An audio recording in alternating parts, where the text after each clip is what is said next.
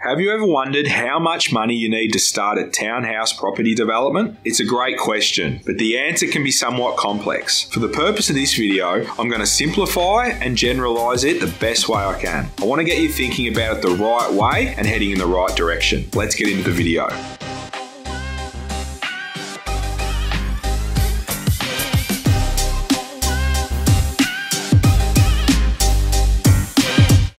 Hey guys, Peter Kelly here from Little Fish Property Developments, helping you maximise the value of your land and generate wealth through low-risk residential development projects. On this channel, we share everything you need to know to deliver successful projects, every project. So if you're new around here, make sure you hit the subscribe button and turn the bell notifications on so you don't miss a thing.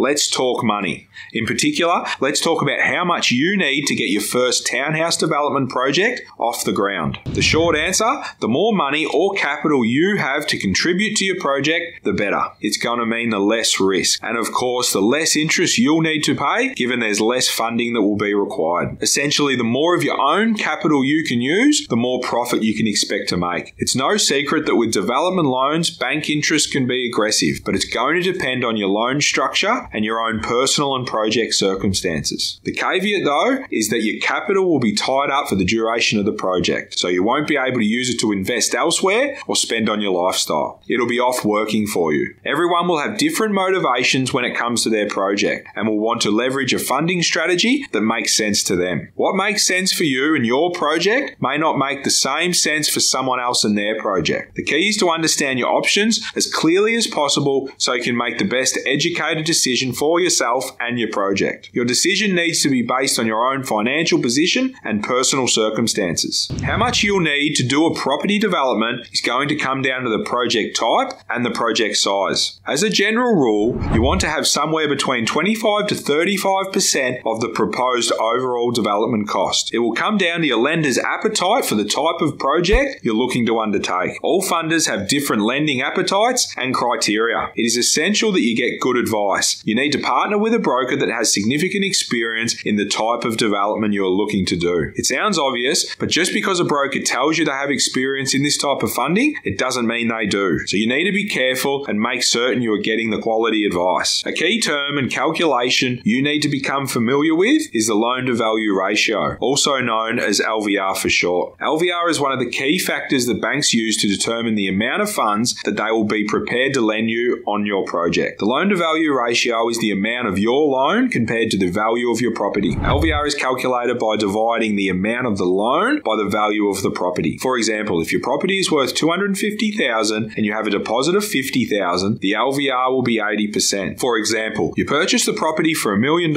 and the plan is to build for $800,000 with additional $100,000 in development costs. That's a total project cost of $1.9 million. In this case, as a minimum, you would require 25% of that figure, so approximately $475,000. It is important to note that you don't have to have the cash in your top drawer. Typically, you would use other assets that you have equity in that you can draw down on, such as your principal place of residence or other assets you may have. This is a common way of funding the capital portion of development projects. Another key term and calculation that you need to understand is gross realisation value, also known as GRV. GRV is another calculation that lenders use to determine what they are comfortable lending for your project. For example, let's say you have received town planning approval for your project. You have completed your working documentation, run your tender process, and have signed a construction contract with your selected builder, and you are ready to apply for your construction funding. The bank will look at your project's gross realisation value to determine your loan-to-value ratio. Essentially, they will look at what the end value of the project is, so your total sales, and they will work backwards from there. A key point here is that achieving your town planning approval for your site will by default increase the value of your site. Hence, this is the time to go to the bank and apply for your construction funding, as it will best position you to borrow the maximum amount. It's important to note that the lower LVR you have, the less risky your project is, as your lender will have less control over your project. When you are looking at a project and trying to understand your own financial capabilities, it is critical that you are not operating too close to the line financially. You need to make sure that if you start your project, that you will have the financial capabilities to get to to the end. Not getting your project to the end is the biggest risk you'll face, so avoid working with rubbery numbers. Stay as far away from the line as practically possible. Don't overcapitalize and take unnecessary risks. In closing, if your site makes sense to develop and the numbers stack up, you will be able to get funding. There are countless funding structures and lenders for all different circumstances and scenarios. The key is to tap into the right expert advice. That's a wrap, guys. Hopefully you're getting something out of these training videos. We love making them, so if you have any questions or topics that you'd like us to tackle, please drop them in the comments below. And of course, if you haven't already subscribed, make sure you do